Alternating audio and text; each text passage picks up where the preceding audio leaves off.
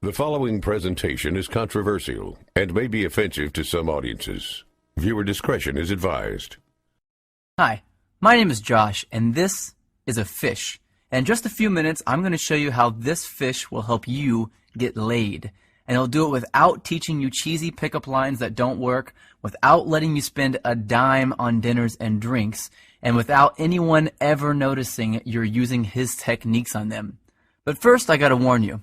I've taught this technique you're about to learn to over 110,000 guys just like you who live in over 30 countries around the world, and it's going to make hot women stare at you and uncontrollably chase you. But to be fair to the other 100,000 plus guys who've shoved money in my pockets to teach them this technique already, I'm only going to be able to leave this video up for 24 hours. So this is literally the only chance you'll get to see this video all the way through. And if you actually think you have something better to do than learn this technique, then you're either gay, not that there's anything wrong with that if you are, or you're so old you piss dust. If you consider yourself an above average or even typical guy, stick around, this is totally for you. And if you watch until the end of the webinar, I'm going to give you the system that is literally step-by-step and is proven to create sexual intrigue that is so compelling and so powerful that almost any girl you use it on will find their panties around their knees, soaked to the max before she can even say, "My name is." Listen, I've pulled this off so many times, I've lost count. It even works if she thinks you're unattractive. In fact, if you follow my step-by-step method to the letter, it's literally out of her control. She has to respond. Wouldn't that be a secret you'd love to know? Well, this is a fact. All women go through the same exact process every time they decide to sleep with a guy. And trust me, you've never seen anything like this before, so make sure you watch this video to the very end. But first, I'm going to tell you a sex story. Yeah, I know most guys would tell you all about their different media appearances they've done, all the books they've authored, blah, blah.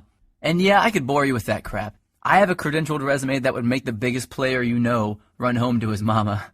But listen, if you're smart, you don't give a damn about that.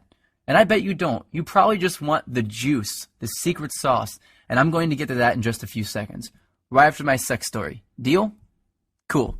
So how did this skinny little loser-looking dude go from 0 to sleeping with up to 15 new hotties a month? Did I get rich? Did I memorize line after lame-ass line? Did I put on pheromone cologne? Hell no. The truth is pretty brutal. I was an absolute leper with women until I discovered this system. If you looked up whipped in the dictionary, it'd say, see Josh Pellicer. In fact, if I hadn't hit complete rock bottom, I'd probably still be terrible to this day. You see, several years ago, I was living with my complete ice queen of an ex-girlfriend in North Carolina. She was hot, young, and she knew it. You know, a total Barbie who always gets what she wants. And I thought she was amazing in bed. Now that I've been with a few hundred more women, I wouldn't even rate her a 5. Listen, back then, the old Josh did anything she wanted. She wanted to move to North Carolina. I said, okay, let's go. She wanted to keep in touch with her ex-boyfriend. I told her, it's okay, I understand. She wanted me to pay for the apartment. I didn't want to look like a deadbeat, so I said, I'll work 2 jobs, no problem. I just wanted to make her happy. So one brutally hot day, I come home from a 14-hour shift at the coffee shop I worked at to find her freaking out. She told me that her dad was making a surprise visit, and she never told him that she was dating anyone, and definitely not that she was living with someone. And the worst part, he was showing up that night. So she told me to get all my stuff and leave the house for a couple of days so he wouldn't find out that I lived there with her. And, like the little boy that I was, I left. I got all my stuff, packed it into my little crappy black Honda Accord, and drove out not having any idea where I'd go. I didn't have any friends in town, and I was way too proud to ask some random person if I could stay with them, so I drove around until I found a vacant house that was for sale, and I parked behind it hoping no one would notice me sleeping in my car. It wouldn't have been too bad, really, but I had to do it for 3 days in a row, and on the 3rd day, something happened and I snapped. See, I had to sleep with my windows open because it was way too hot to close them. But the mosquitoes were so bad that I had to use a blanket to keep them off me, so I only slept about 2 hours each night, and I couldn't even lean the driver's seat back because all my stuff was packed in the back seat behind me. So I had to sleep sitting up in the driver's seat, covered in a blanket, in the sweltering heat, behind a vacant house, like a hobo. And then it happened. I was half asleep and I hear, "Freeze, put your hands where I can see them." I freak out, of course. So in a daze, I put my hands out the window and a swarm of police officers jog over to my car with their guns out and aim at my window.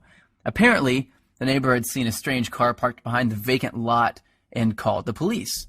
I guess I would have done the same thing. After they calmed down and realized I wasn't some national threat, they asked me what I was doing there. And that's when I did it.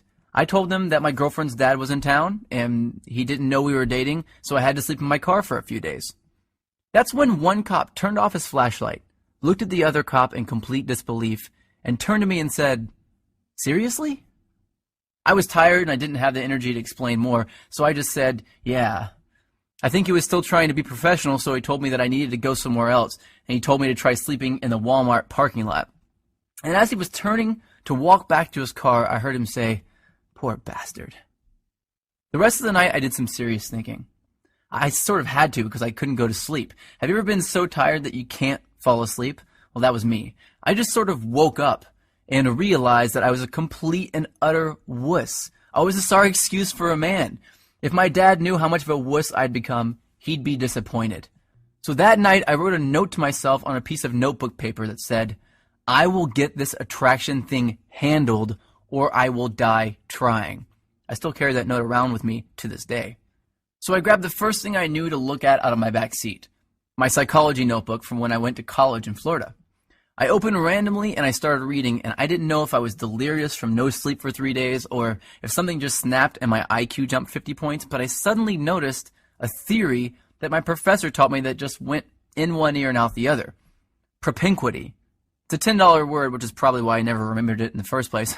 So I read all my notes on this propinquity thing, and I thought, well, screw it. What the hell do I have to lose? I'll try it out tomorrow. So the next morning, after rinsing off with paper towels in the bathroom at a place called Panera Bread, seriously, I went into work and I started using it on the customers. The first time I used it, nothing. The second time, nothing again. But the third time, she smiled, asked me my name, and said she'd like to hang out after I got off work. I thought, holy crap, it actually worked. So that night I hung out with her for an hour or two.